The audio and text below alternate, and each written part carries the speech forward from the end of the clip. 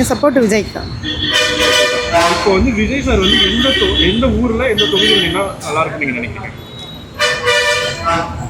அவர் வந்துட்டு சேலம் ஃபஸ்ட்டு நாங்கள் இருக்கோம் சேலம், அதனால சேலம் ஃபஸ்ட்டு, நெக்ஸ்ட்டு சென்னை, அதுக்கடுத்தது பார்த்தீங்கன்னாக்கா மதுரை, கோயம்புத்தூர், இங்கே இந்த 4 தொகுதியில் நின்னார்னா ரொம்ப நல்லாயிருக்கும். ஓகே, இப்போ வந்து இப்போ ஒரு வாரமாக வந்து இப்போ வந்து டிவிக்கு வந்து கூட்டணி போக போகுது, பாஜக கூட போகுது, ஏடிஎம்கே கூட போகுதுன்னு சொல்லிட்டுருக்காங்க. ஸோ உங்களுக்கு வந்து கூட்டணி போகிறது நல்லதுன்னு படுதா, அது தனியாக நிற்கிறது? கண்டிப்பாக கூட்டணியில் இருந்தாருன்னா அவருக்கு ரொம்ப மெஜாரிட்டி அதிகமாக இருக்கும். எதனால அப்படி சொல்கிறீங்க? எதனாலன்னா இப்போ வந்து அவர் வந்து ரொம்ப வேற்றுமையாக எல்லாருமே பேசிகிட்டு இருக்காங்க எதிர்கட்சிக்காரவங்க, சரிங்களா? அப்படி பார்க்கையில் பார்த்தீங்கன்னா அவர் வந்து கூட்டணியில் இருக்கிறது தான் ரொம்ப நல்லாயிருக்கும். பட் கூட்டணிங்கிற ஒரு விஷயத்துக்கு போனால் யாரோட கூட்டணி போனால் நல்லாயிருக்கும்? ஏடிஎம்கே தான் நான் சொல்லுவேன்.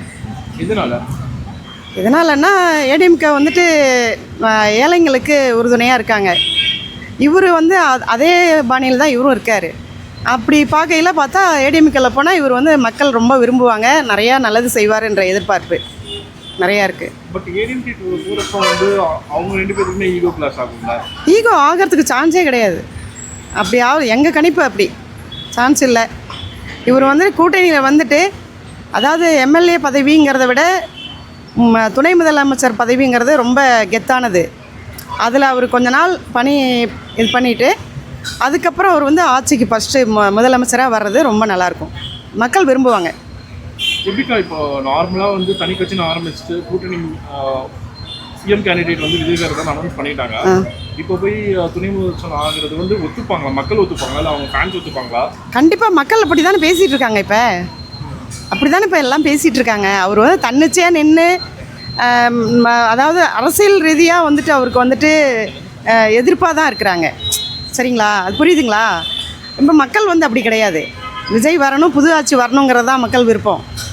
அதனால் வந்துட்டு இப்போ அவர் ஃபஸ்ட்டு ஸ்டார்டிங்கில் வந்துட்டு எடுத்ததுமே ஆட்சிக்கு வர்றதுங்கிறது அரசியலில் ஏற்றுக்கப்பட முடியாத ஒரு, அதாவது ஈகோ நிறையா இருக்குது. அவரை வர வைக்கக்கூடாதுன்ற மாதிரிலாம் கூட இது பண்ணுறாங்க. அப்படி இருக்கையில் அவர் வந்துட்டு இப்போதைக்கு கூட்டணியாக வந்து ஏடிஎம்கேல வந்து துணை அமைச்சராக இருந்து கொஞ்ச நாளுக்கு மக்கள் மனசில் எல்லா மனசுலையும் ஆழமாக பதிஞ்சு அதுக்கப்புறம் அவர் துணை முதலமைச்சராக வர்றது ரொம்ப ரொம்ப அவருக்கு ரொம்ப பெஸ்ட்டாக இருக்கும், நல்லாயிருக்கும்.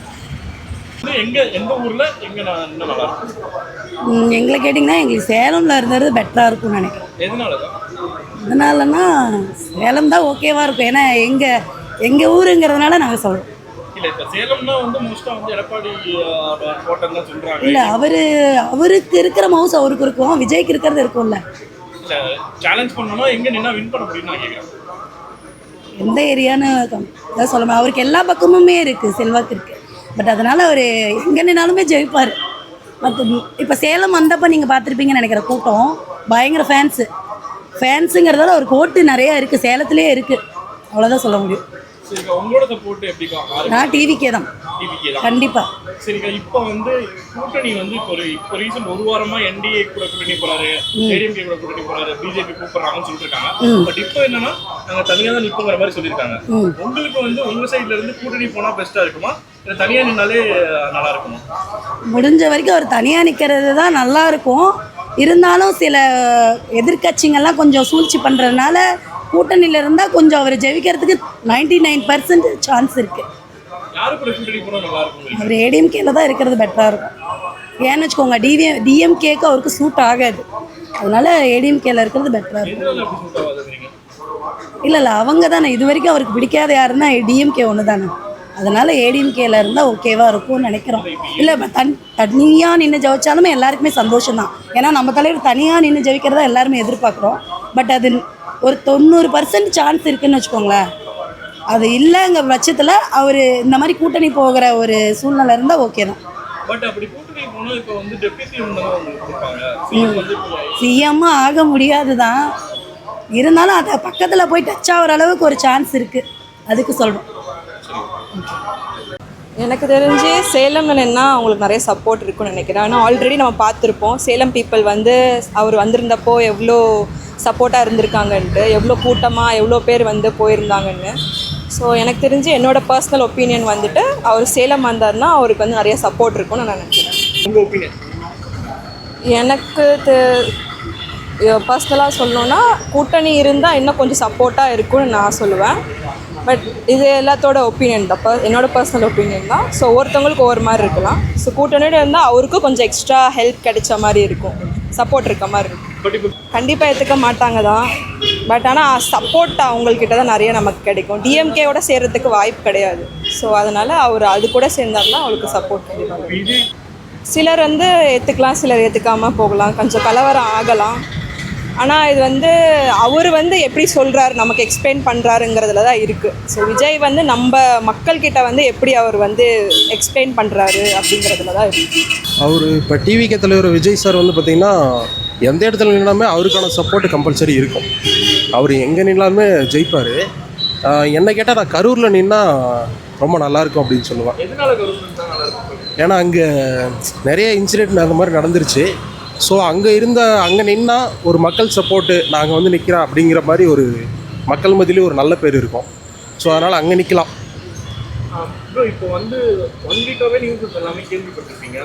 பிஜேபியோட போகிறாரு, ஏடிஎம்கேயோட அலைன்ஸ் போக போகிற மாதிரி முடிவு பண்ணியிருக்காங்க அப்படிங்கிற மாதிரி ரூமர்ஸ் ஸ்ப்ரெட் ஆகிட்டு இருக்கு. ஸோ உங்களை பொறுத்த வரைக்கும் கூட்டணி நிற்கிறது பெட்டராக இருக்குமா, இல்லை தனி நிற்கிறது பெட்டராக? இல்லை, அவர் விஜய் சார் வந்து பார்த்திங்கன்னா எல்லா மீட்டிங்லையுமே சொல்லிட்டாரு, நாங்கள் வந்து பார்த்திங்கன்னா பிஜேபியும் சரி டிஎம்கேவும் சரி கம்பல்சரி நாங்கள் கூட்டணி வைக்க மாட்டோம் அப்படின்னு சொல்லிட்டாரு. அதனால் கூட்டணி கம்பல்சரி இருக்காது. அது ரூமர்ஸ் தான். வெளியில் வந்து சோஷியல் மீடியாவில் சொல்லலாம், ஆனால் அது ரூமர்ஸ் தான், அது வாய்ப்பு இல்லை. இல்லை, கூட்டணி இல்லாமையே இருக்கலாம். ஏன்னா வந்து பார்த்திங்கன்னா இன்றைக்கி இருக்கிற கூட்டணிகள்லாம் வந்து பார்த்திங்கன்னா கரெக்டான கூட்டணின்றதே கிடையாது. ஸோ கூட்டணி இல்லாமையே மக்கள் மத்தியில் ஒரு நல்ல பேர் இருக்குது. அப்படியே அவங்க அதையே ஃபாலோ பண்ணலாம். டிவிக்கே தான், கம்பல்சரி டிவிக்கே தான். ஸோ தென் இப்போ வந்து சிபிஐ விசாரணை பார்த்துருக்கீங்க. சரி, முடிச்சறப்ப கெஸ்டார் மேலே நின்றுட்டு கைக்கடிக்கு வந்தார். இந்த கரூர் இன்சிடென்ட்டில் இந்த சிபிஐ விசாரணை ஜனநாயகம் தடப்பட்டது, இதெல்லாம் நீங்கள் எப்படி பார்த்தீங்க? இது வந்து அவருக்கான ஒரு இது, அவரோட எப்படி சொல்கிறது, இன்றைக்கி இருக்கிற ஆளுங்கட்சி அவங்களோட சூழல் தான் அது. அவர் வந்து நல்லது பண்ணணும் தான் வந்தார் அரசியலுக்கு. ஸோ அவருக்கு எதிர்ப்பு தெரிவிக்கிற மாதிரி தான் நடந்துகிட்ருக்கு. மக்களுக்கும் தெரியும், எல்லாருக்குமே தெரிஞ்ச விஷயம் தான் அது. I support DMK. எதனால சார்? 5 இயர்ஸாக பெட்டராக தான் பண்ணிகிட்ருக்காங்க. Okay sir.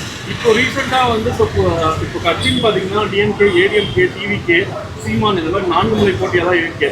இந்த எலெக்ஷன் வந்து இது வரைக்கும் பார்க்காத ஒரு எலெக்ஷனாக தான் இருக்குது. ஸோ இப்போ டிவிக்கிங்கிற ஒரு கட்சி வந்து என்டிஏ கூட கூட்டணி போகிறாங்க. கூட்டணி வச்சா ஃபர்ஸ்ட் ஆஃப் ஆல் நல்லா இருக்குமா, இல்லை நீங்கள் எப்படி எக்ஸ்பெக்ட் பண்ணுறீங்க, எப்படி இருந்தால் நல்லா இருக்கும்? கூட்டணி வச்சா ஒரு ரியல் டஃப் இருக்கும்னு நினைக்கிறேன். டிஎம்கே வாஸ் ஆப்போசிட் பார்ட்டிஸ் எல்லாமே. கூட்டணி இல்லை அப்படின்னா கண்டிப்பாக டிஎம்கே தான் ஜெயிக்கும். சரி, எப்படி சார் பார்க்குறீங்க? கிட்டத்தட்ட 20 வருஷம் கட்சி, அவரு கூட இவர் போட்டிக்கு போகிறாரு. எந்த மாதிரி இவர் தனியாக நின்றுனாலும் ஜெயிக்கவும் வாய்ப்பே இல்லைங்க. இவர் தனியாக நின்று ஜெயிக்கிறதுக்கு 100% வாய்ப்பு இல்லைங்க. இப்போ நீங்கள் வந்து ஒவ்வொரு மீட்டிங்கும் நீங்கள் பார்த்துருப்பீங்க நியூஸ் சேனல்ஸில், இவ்வளோ கூட்டம் வருது. கூட்டங்கிறது கூட்டம் மாறுமா சார்? கூட்டங்கிறது யூஸ்வலாக நடிகர்களுக்குன்னு இல்லை, எந்த ஒரு செலிப்ரிட்டிஸுக்குமே கூட்டம் வரும் சார். அது வந்து ஜஸ்ட் ஒரு நானும் அவரை போய் பார்த்தேன் அவருங்கிற பேர் வாங்கிறதுக்காக இருக்கலாம் மொழிய, ரியல் டைமில் அது வந்து பொலிட்டிக்கலாக அது வந்து கன்வெர்ட் ஆகுறதுங்கிறது வெரி லெஸ் பர்சன்டேஜ் தான் இருக்கும். தென் வந்து இப்போ நீங்கள் வந்து அந்த சிபிஐ விசாரணைலாம் போயிட்டு வந்தார். ஸோ வந்து அப்போ வந்து அந்த சிபிஐ விசாரணை முடிஞ்சதுக்கப்புறம் ரொம்ப கூலாக வந்து வெளியே வரப்போ அங்கே எல்லாருமே வரவேற்பாங்க. கிட்டத்தட்ட எலெக்ஷன் டேட்டும் அந்த டைம் தான் ரிலீஸ் ஆச்சு. கேம்பெயின் அங்கேருந்து ஸ்டார்ட் பண்ண மாதிரி இருக்குது. ஸோ இந்த ஒரு மூமெண்ட்டை நீங்கள் எப்படி சார் பார்க்குறீங்க? சார், விஜய் விசாரை பொறுத்த வரைக்கும் அவர் வந்து இஸ் ஏ செலிப்ரிட்டி. ஸோ அவர் எங்கே வந்தாலும் கூட்டம் வரும், எல்லாமே உண்மை தான், அதில் எந்த மாற்று கருத்தும் இல்லை. பட் ஓட்டாக ட்ரான்ஸ்ஃபர் ஆகுதா அப்படிங்கிறத வந்து அவர் எந்த கட்சியோட கூட்டணி வைக்கிறாங்கிறத பொறுத்து இருக்குது. இண்டிவிஜுவலாக அவர் இன்னும் அன்டெஸ்டடாக தான் இருக்கார். அவருடைய லீடர்ஷிப் குவாலிட்டி எல்லாமே வந்து யாருக்குமே, பொதுமக்களுக்கு யாருக்குமே தெரியாது. It's a new party.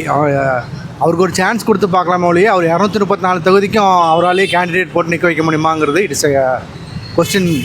Sir, இதே தான் சார் சொன்னாங்க. 237 தொகுதியிலையும் நிற்க வைக்கிறதுக்கு ஆள் இருக்கான்னு கேட்டாங்க. அப்போ வேட்புமனு கிட்டத்தட்ட 60,000 வேட்புமனு வச்சுருந்து அது உடனே காலி ஆயிடுச்சு.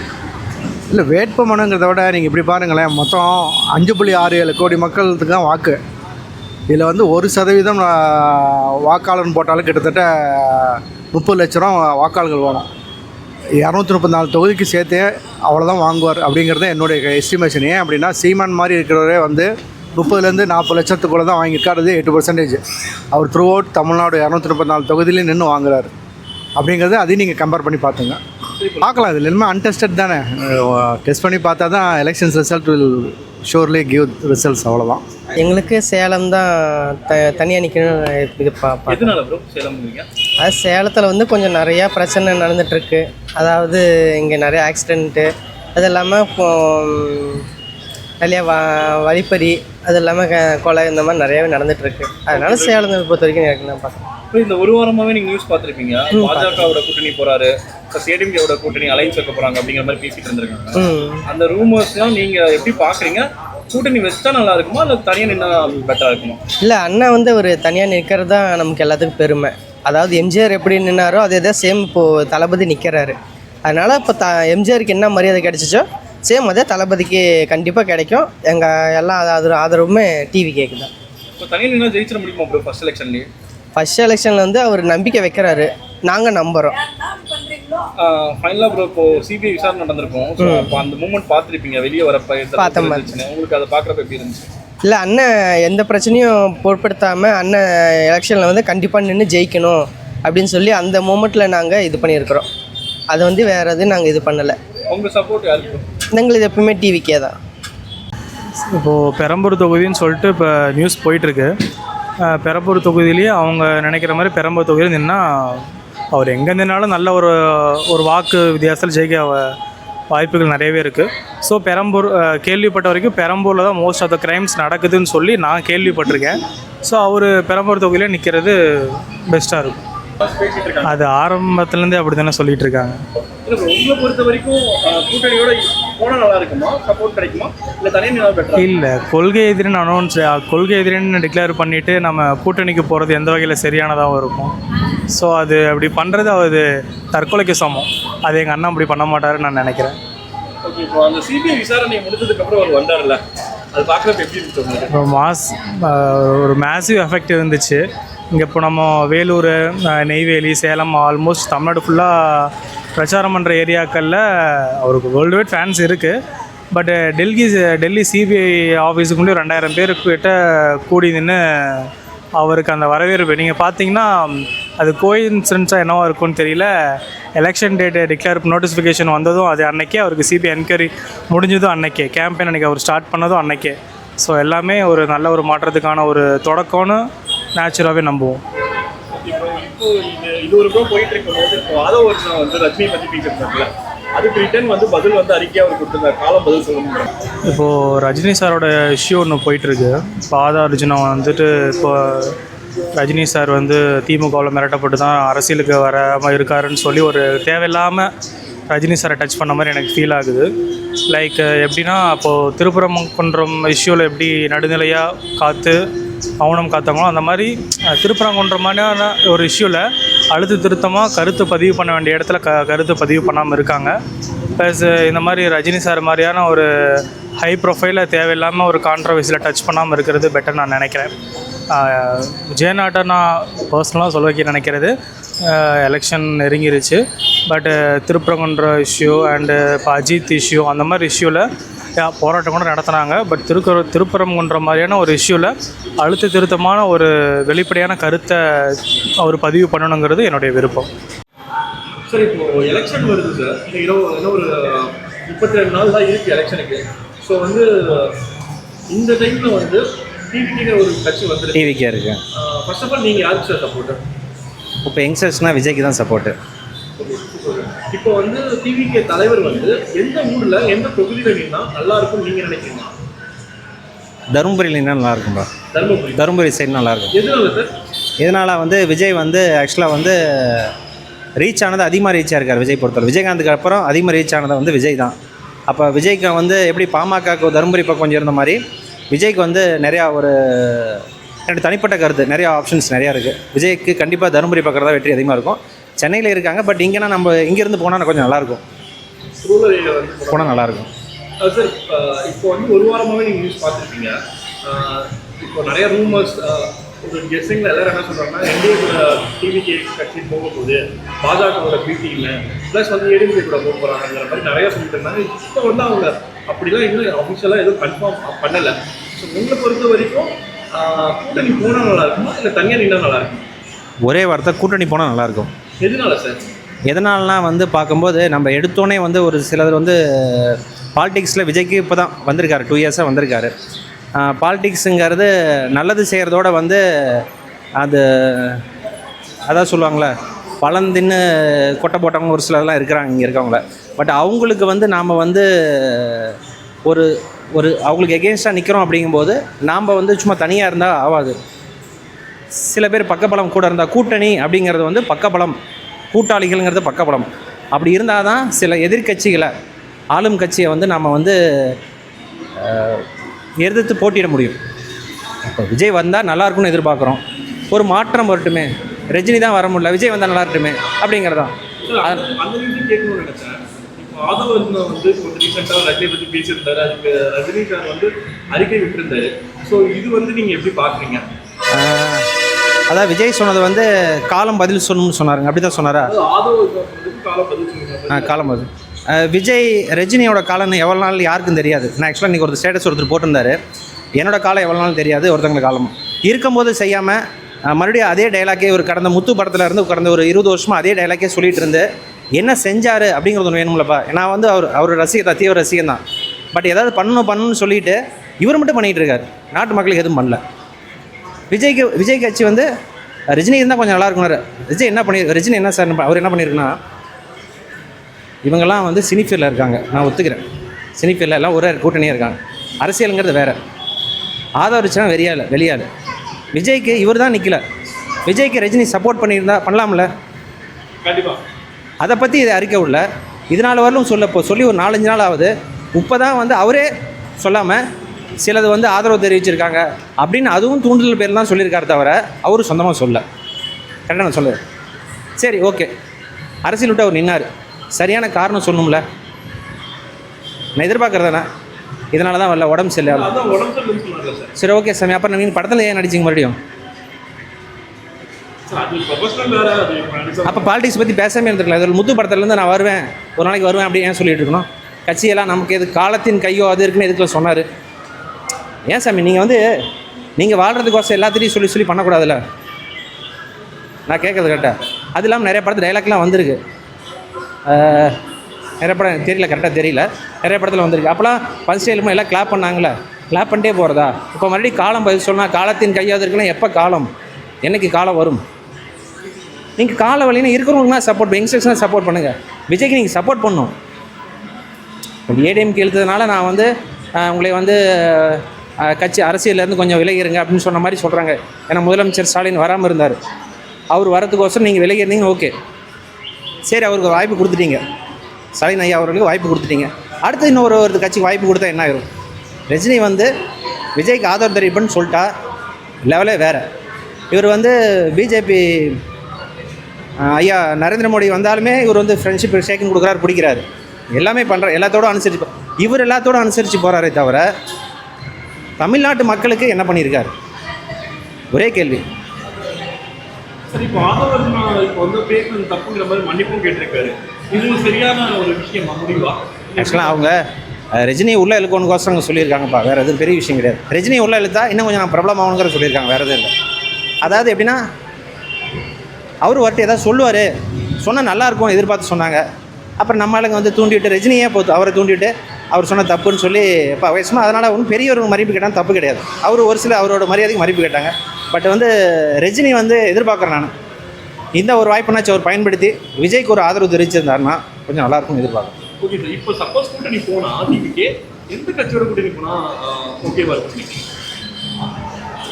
எடப்பாடியார், ஏடிஎம்கே, விஜய், பிஜேபி. பட் இப்போ நீங்கள் சொல்கிற மாதிரி பிஜேபி கூட போனாலும் சரி, ஏடிஎம்கே அலைன்ஸில் தான் இருக்காங்க. ஏடிஎம்கே கூட்டணி வச்சாலுமே சிஎம் கேண்டிடேட்டாக ஆல்ரெடி விஜய் சிஎம் கேண்டிடேட்டாக இருந்தால் தான் நாங்கள் இது பண்ணுவோங்கிற மாதிரி சொல்லியிருந்தாங்க. அப்படி சிஎம் இல்லை, அது வரல எதுவுமே இதுமாரி சொல்ல. மீடியாவும் மற்றவங்கள தான் இந்த தட்ஸ் தமிழ் நியூஸில் வந்து ஒரு சிலர் நல்லா போடுறாங்க, ஒரு சிலர் பண்ணுறாங்க, மீடியா சொல்கிறாங்க தவிர இவர் வந்து இன்னும் இது வரல விஜய் எதுவுமே வந்து பேட்டி எதாவது கொடுத்துருக்காரு ரிப்போர்ட்டை டேரெக்டாக. எலெக்ஷன் வந்துச்சு, இனிமேலாச்சும் ஒரு பேட்டி கொடுக்கலாம்ல எல்லா ரிப்போர்ட்டரையும் கூப்பிட்டு. அதாவது என்ன தான் உங்களை பிளானு, தனியாக நிற்கிறீங்களா இல்லை கூட்டணி நிற்கிறீங்களா அப்படின்னு சொல்லாமல. கண்டிப்பாக. ஏன்னா எலெக்ஷன் அறிவிச்சு இன்னும் சொல்லாமல் இருந்தால் விஜய் எதிர்பார்க்குறேன், விஜய் சொன்னால் கொஞ்சம் நல்லா இருக்குன்னு எதிர்பார்க்குறேன் நான். இல்லை வந்து கூட்டணிக்கு எல்லாம் உட்காந்து ஒரு பேசி, சீனியர் எடப்பாடியாக இருக்கார், பேசி ஒரு முடிவு பண்ணலாம். சரி இப்போ அப்படி 2 பேரும் அலைன்ஸ் போகிறாங்கன்னு கூட வைங்க, அவங்களுக்குள்ள ஈகோ கிளாஸ் வராதா? சாமி பெங்களூர் கர்நாடகாவில் வந்து இதே மாதிரி ஆட்சி நடந்துச்சு. 2.5 வருஷம் யார் யார் நடத்துனாங்க? காங்கிரஸும் வந்து ஜனதா தளம் நடத்துனாங்க. அப்புறம் காங்கிரஸும் பிஜேபியும் நடந்தாங்க. இது மாதிரி பண்ணி பிஜேபியும் ஜேடிஎஸும் பண்ணாங்க. மாறி மாறி ஆட்சி பண்ணாங்க. ஆனால் ஆட்சி கர்நாடகா நடந்துட்டு தான் இருக்குது. கொஞ்சம் மாற்றி தான் பண்ணி பார்க்கலாமே, இங்கே ஒரு ஆப்ஷன் கொடுத்து பார்க்கலாமே. முதலமைச்சர் என்னை பொறுத்தவரை எடப்பாடியை முதலமைச்சராக இருக்கட்டும், விஜய் துணை அமைச்சராக இருந்து இப்போ நல்லா பண்ணிட்டுமே. சார் என்னை வந்து பாதிங்கிறது அது நல்லா இருக்காது. ஒரு அரசியலில் வந்து ஏதோ ஒரு முக்கியமான ஒரு போஸ்ட்டை வந்து அதாவது பங்கு போட்டு சாப்பிட்ற மாதிரி ஆகுது. பதவி பங்கு போனோம், மக்களுக்கு செய்கிறதில் பங்கு போட்டு செய்யுங்க, அது செய்யுங்க நல்லாயிருக்கும். என்னை பொறுத்தவரைக்கும் எடப்பாடியாரே முதலமைச்சராக இருக்கட்டும், இளைஞர்கள் பட்டாலாம் விஜய் துணை முதலமைச்சராக இருந்தால் நல்லாயிருக்கும். ஆனால் பிஜேபியோட சப்போர்ட் பண்ணால் தான் இன்னும் கொஞ்சம் பெட்டராக வேறு இருக்கும். ஆனால் இதை வச்சு பிஜேபி காலூன்ற பார்க்குறாங்க. தமிழ்நாட்டில் பிஜேபி உள்ளே வரத்துக்கு பிளான் பண்ணுறாங்க. எப்படியாவது லோன் இருந்தாலும் தமிழ்நாட்டு நல்லா நடந்தால் சந்தோஷம். சார் இப்போ வந்து சிபிஐ விசாரணைலாம் நடந்துச்சு. அப்போ வந்து இது வரைக்கும் சிபிஐ அந்த மாதிரிலாம் ஒரு இதை பார்த்துருக்காது. என்ட்ரன்ஸ் சிபிஐ ஆஃபீஸ் வந்து வெளியே வரப்பே கெத்தாக வெளியே கார் மேலே நின்றுட்டு வந்தார். கிட்டத்தட்ட எப்படி நம்ம தமிழ்நாட்டில் ஒரு ஃபேன் பேஸில் எல்லோரும் கத்துறாங்களோ அதே மாதிரி கத்துனாங்க அங்கே. ஸோ இதை எப்படி சார் பார்க்குறீங்க? இந்த கரூர் இன்சிடென்ட்டில் இப்போ நடந்துட்டு இருக்க சிபிஐ விசாரணை எந்த அளவுக்கு முடியும்னு நினைக்கிறீங்க? எல்லோரும் சிபிஐக்கு போயிட்டு வந்தால் வந்து டோரை க்ளோஸ் பண்ணிக்குவாங்க, பேட்டி கொடுக்க மாட்டாங்க, செல்லுன்னு வேகமாக போயிடும், வழின்னு போயிடுவாங்க. விஜய் ஓப்பன் இதில் காரில் வந்து ஓப்பனாக வந்து கை காட்டினார். அவரோட மன தைரியத்தை பாராட்ட வேண்டிய விஷயம். பட் என்ன நடக்குன்னு உள்ளே இருக்கவங்களுக்கு யாருக்கு 99% தெரியாது என்ன நடந்துகிட்டு இருக்குன்னு. நம்ம வெளியே சொல்லலாம், என்ன பிடிச்சிருக்கலாம், நிறைய விஷயங்கள் நடந்திருக்கும். பட் 41 பேர் தவறி இருக்கிறாங்க. அது ஒரு மன வருத்தம். அது எல்லாத்துக்கும் அந்த வருத்தம் இருக்குது. ஆனால் உள்ளே என்ன நடக்குன்னு தெரியாமல் சொல்லக்கூடாது. சிபிஐங்கிறது ஒரு பெரிய இந்தியாவில் வந்து பெரிய ஒரு இது. ஆனால் அதில் உள்ளே நடந்துட்டு இருக்கிறது நமக்கு தெரியாது சாமி. அது உண்மையாமே உங்கள் சப்போர்ட் யாருக்கு சார்? லாஸ்ட் டிவிக்கு. நான் எங்கள் வீட்டில் ஒரு 3 ஓட்டு, நான் என் பொண்ணு எங்கள் ஒய்ஃபு 3 பேர் டிவி கேட்குறேன். கொஞ்சம் மாற்றம் இருக்கட்டுமே. ஆனால் எடப்பாடியோட சேர்ந்தால் மட்டும்தான் நல்லாயிருக்குன்னு எதிர்பார்க்குறேன். நான் ஓட்டை பிரிக்கக்கூடாது. ஓட்டை பிரிச்சுட்டு 4 முறை தேர்தலுங்கிறாங்க. சீமான் அவர் ஒருத்தர், டிஎம்கே, ஏடிஎம்கே, இவர் விஜய். இது நல்லா இல்லை எனக்கு தெரிஞ்சு. சீமான் எல்லாம் சேர்ந்து கொஞ்சம் 3 பேர் சேர்ந்தால் கொஞ்சம் நல்லாயிருக்கும்னு எதிர்பார்க்குறேன். எடப்பாடியார், சீமான் எத்தனை சொல்கிறாரு, என் தம்பி கூட கூட்டணி இப்போன்னு சில வீடியோலாம் சொல்கிறாரு. தம்பி வராரு, அரசியலுக்கு வந்தால் ஏற்றுக்கன்னு சொல்கிற ஃபஸ்ட் சொன்ன வார்த்தைகள். தம்பி வந்தால் நான் ஏற்றுக்கோனார். தம்பி வந்துட்டார். தம்பி சொன்னார், என்ன சொன்னார் விஜய்? கூட்டணிக்கு நாங்கள் வரவேற்கிறோம்னு சொல்லிட்டாரு. அதில் எல்லாமே அடங்கிருச்சு. ஃபஸ்ட்டு கூட்டணிக்கு வாங்க, அப்புறம் பகிர்வை பற்றி பேசிக்கலாம். நீ ஃபஸ்ட்டு எல்லோரும் கூட்டணிக்கு வாங்க, உட்காந்து பேசுங்க, யாரும் சொல்லலை. இப்போ வந்து எடப்பாடியார் ஒரே வார்த்தை, நான் கூட்டணியை விஜய் கூட வைக்கிறதுக்கு எனக்கு ஒரு விருப்பம்னு சொல்கிறதோட இருந்தால் நல்லாயிருக்கும். நாம் வந்து டிஎம்கே ஆட்சியை வந்து ஒரு முடிவுக்கு கொண்டு வரணும். ஏன்னா அவங்க அரசியல் மாதிரி நான் பேசுகிறேன். நான் ஒரு மாற்றம் வரும் தான் நான் கேட்குறேன், தவிர முடிவுக்கு வரணும்ல. இவங்களாம் சேர்ந்து பண்ணால் தான் ஒரு மாற்றம் வரும். அவ்வளோதான் சாமி. தேங்க்யூ.